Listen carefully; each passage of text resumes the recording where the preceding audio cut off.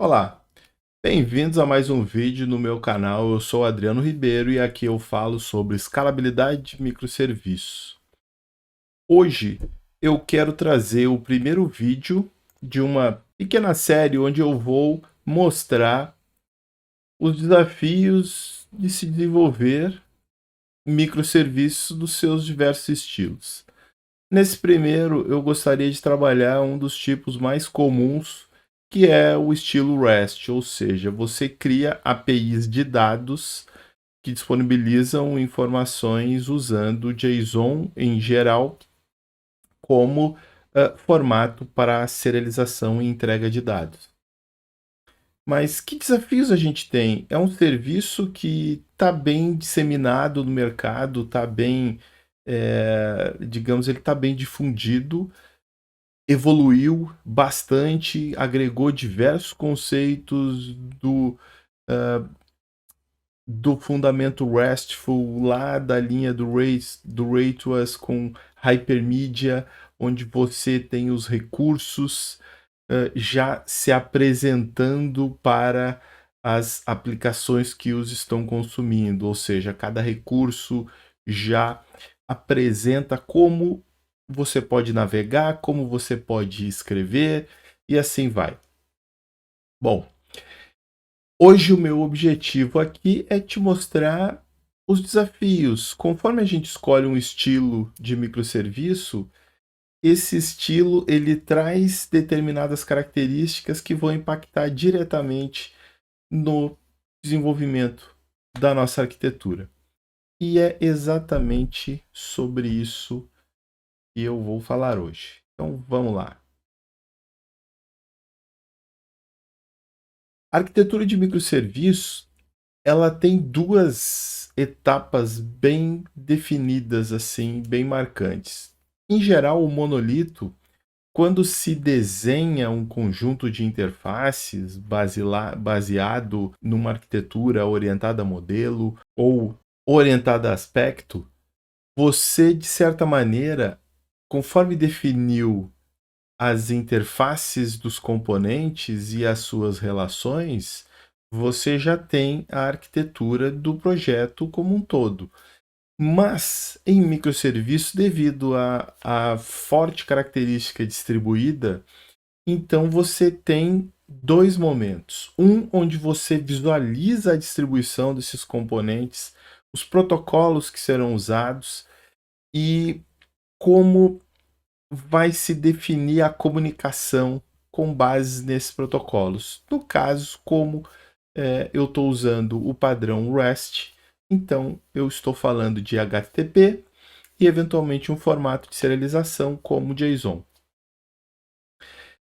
Então, em se tratando de escala, né, aqui o que a gente, que eu estou mostrando, né, uma pequena solução de referência que depois veremos os códigos disso, veremos isso funcionando para fixar bem os conceitos e ver como esses desafios são resolvidos, propriamente dito. Então vamos lá.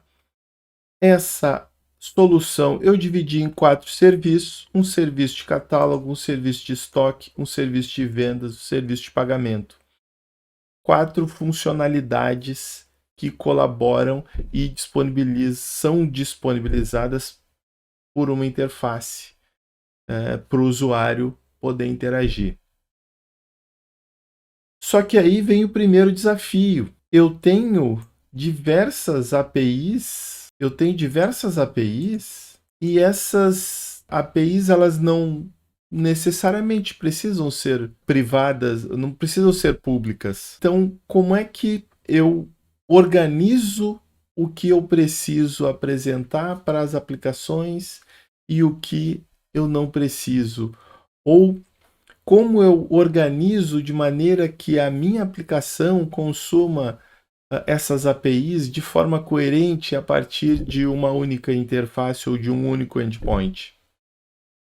Imagine se essa aplicação tivesse que se conectar ao catálogo, ao estoque, a vendas e à forma de pagamento.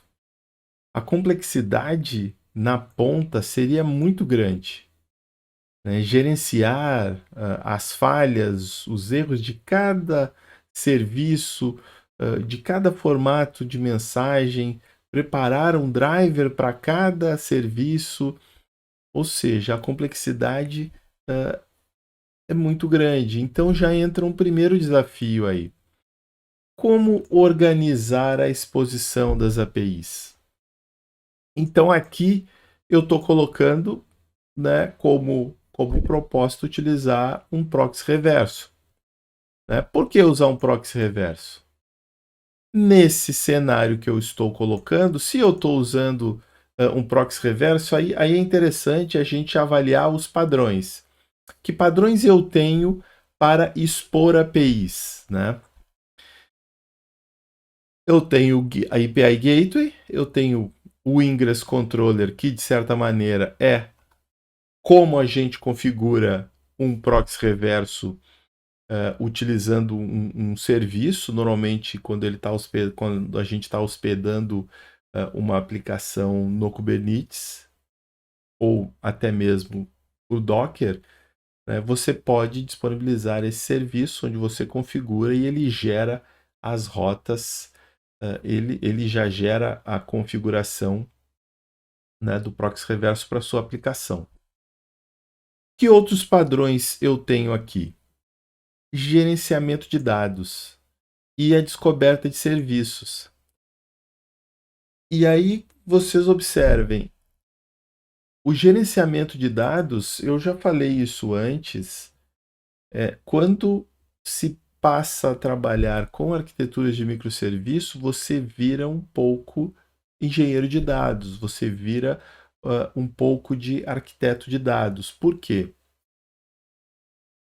Você precisa conseguir visualizar as fronteiras de consistência para fragmentar o dado de forma a não perder a consistência no momento que as escritas estão sendo feitas, né? Então, aqui eu fragmentei de que maneira? Catálogo, estoque, vendas e pagamento. Então, vamos dar uma navegada por esses dados aqui. Depois a gente volta nas APIs.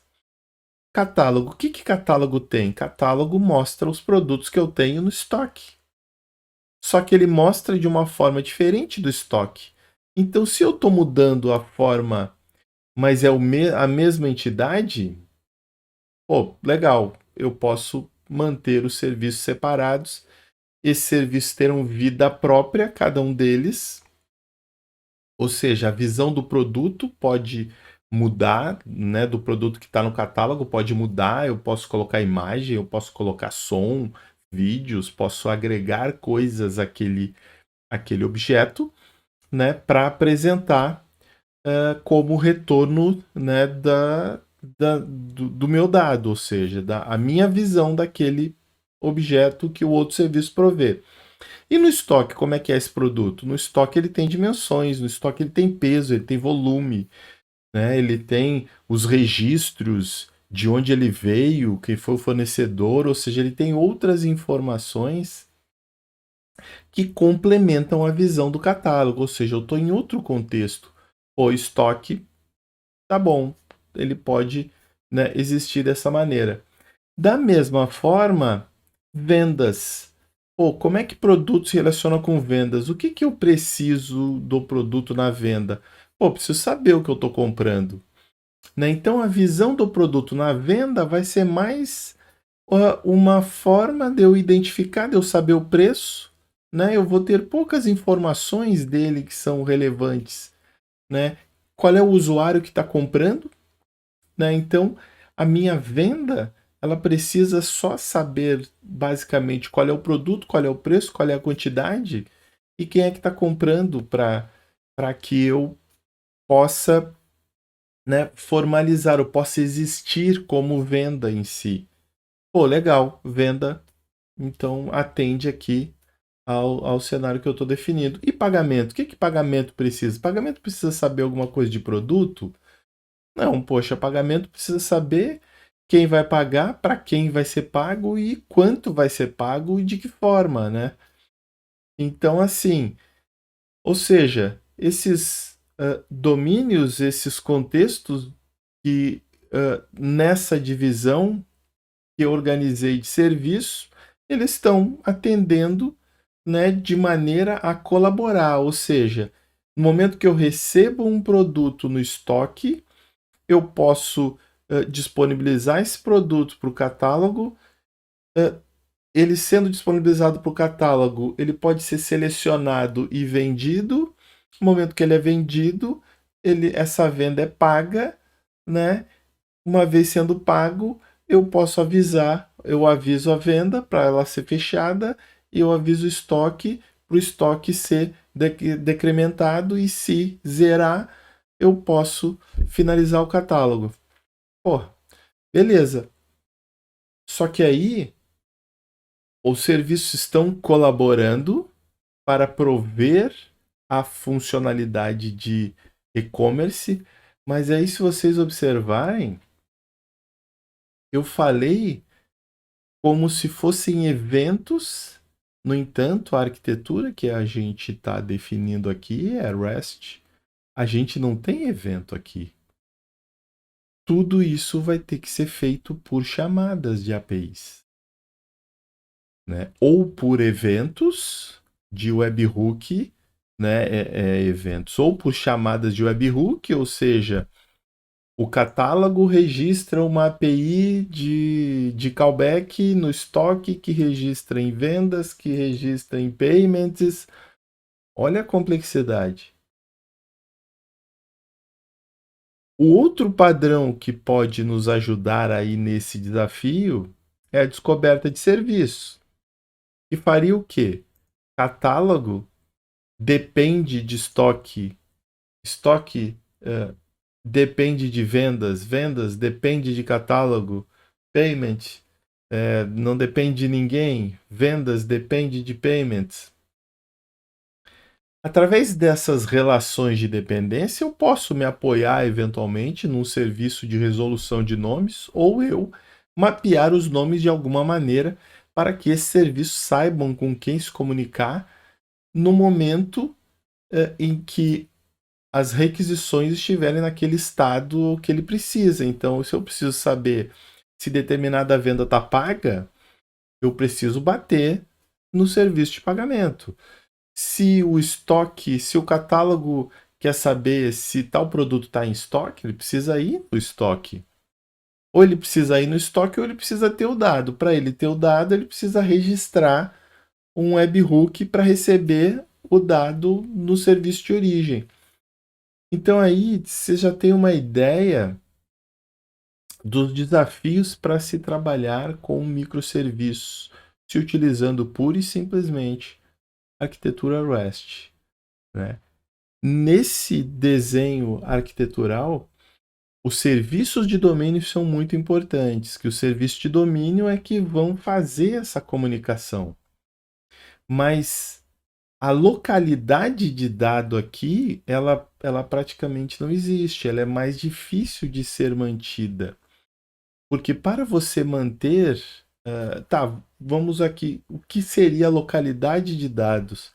A localidade de dados é eu não precisar bater lá no serviço de estoque para saber se o produto está em estoque, né? Porque uma vez que o estoque vendas está funcionando independente do catálogo e do pagamento, ou seja, está tudo funcionando ao mesmo tempo, vai haver um intervalo de tempo entre a atualização do estoque, a venda, o pagamento, até o catálogo ser atualizado, né? Você eventualmente pode mostrar um produto que já não existe mais no estoque, né? Então, manter a consistência nesse cenário é um desafio. Ok? E a segunda visão é a de cada caixinha dessa aqui. Considerando que eu estou desenvolvendo serviços baseado no estilo REST, então eu tenho uma coleção de verbos HTTP que eu preciso suportar. né? Na consulta, eu posso pegar algumas informações relevantes daquele objeto ou da lista de objetos, né? Com o head, ou eu tenho o get para fazer consulta, eu tenho os verbos de escrita, pat para atualizar determinados campos, delete para remover, put para atualizar e o post para criar. Eventualmente, tem cenários onde o post também é usado para consultas, né? Onde a consulta ela é cacheada, ela é persistida, digamos assim, para o usuário é, acelerar, né, a apresentação dos dados, né? Para que ela seja acelerada para o usuário. Então, assim, dentro do estilo REST, se eu tenho verbos bem definidos para escrita e verbos bem definidos para leitura, um dos caminhos para a gente seguir em termos de escala é separar escrita e leitura. E separando escrita e leitura, eu estou separando as bases de escrita e leitura, o que aí nos traz outros desafios, né? Mas nesse tipo de serviço, pessoalmente, eu acho muito interessante da gente não comprometer a escrita de estado com a execução de consultas, né? Principalmente que na escrita de estado, o uso de uma base relacional, poxa, faz muito sentido, né? Mais bases relacionais, se você não indexar todas as colunas pelas quais você vai consultar, você acaba perdendo a eficiência da consulta. O plano de execução não é tão eficiente quanto poderia ser. Então, no momento que a gente separa, aí fica muito mais eficiente, tanto a escrita quanto a consulta, porque a escrita você vai indexar pura e simplesmente pela coluna-chave que você vai usar, e as consultas você vai poder indexar por tantas colunas quantas você achar necessário. Mas e aí a gente tem o outro desafio: como eu vou manter essas bases em sincronia? Né? Então, aqui uma das formas seria a escrita lateral, digamos assim, a escrita dentro do contexto de transação. Então, eu, no momento de atualizar o meu estoque, eu chamo o serviço de domínio de estoque para atualizar a base de consulta. Se eu atualizar a consulta, eu atualizo o estoque, ou seja, se falhar a escrita na atualização da base de leitura, eu dou um erro também na escrita. Né? Essa é uma maneira de você manter aí as duas bases consistentes, né? Sem a existência de um barramento de mensageria, ou seja, sem usar mensagens. Aí vocês estão vendo os desafios quando a gente escolhe um determinado modelo, né, em detrimento de outros. Cada modelo traz as suas características e REST, em especial, tem uma série de características que, em linhas gerais, no tocante a microserviços, tornam-se bem desafiadoras para a gente lidar. Né? Então, quando a gente passa a separar as consultas, aí a gente consegue otimizar a base de escrita, né? Como eu falei, a gente restringe os índices, a gente torna mais eficiente e ainda pode aplicar outras técnicas de otimização, como no caso do Postgre, o particionamento de tabelas, né? Quando você particiona uma tabela, você, digamos assim, uma tabela que era muito profunda em número de registros, tinha, sei lá, 1000 registros, e aí você particiona em 5 tabelas menores, ou por país, por estado, dependendo do negócio, dependendo de como seus dados são organizados, você passa a ter uma tabela com 100, uma com 200, uma com 300, enfim. E aí você tem um volume menor de registros por tabela e se utiliza de um recurso natural da base de dados para manter a atualização aí dos registros, né? E sem contar que quando você tem a base de consulta, você pode trabalhar diversas técnicas aí de otimização, tipos de índices diferentes e por aí vai. E a outra forma de você escalar, né, principalmente a escrita, é com a escala horizontal. Mas aí vem uma série de desafios, né? Porque o serviço em si, ele não tem estado, o estado dele está fora do processo do serviço. Então, para que você escale a escrita ou você escala a base, né? Só que aí para escalar a base vai depender das características, né, dessa base de dados. Então, em termos de escrita, você começa a lidar com problemas como CAP, como linearidade e como consenso.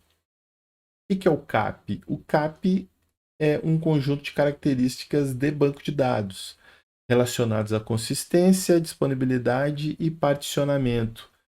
Linearidade é justamente aquele sequenciamento das transações, que a criação do dado seja executada antes da alteração, antes da deleção, e não ao contrário, né? Que você vai fazer, por exemplo, um saque de uma conta que ainda não recebeu o salário e depois é que ela vai receber, né? Digamos assim. Seguindo aqui, como é que a gente pode arquitetar o serviço para que ele suporte, por exemplo, esse tipo de divisão, ele suporte uma otimização sem ser micro, natural com base na arquitetura, ou seja, que ele permita a organização dos componentes para te possibilitar a escala por operação, né? Então,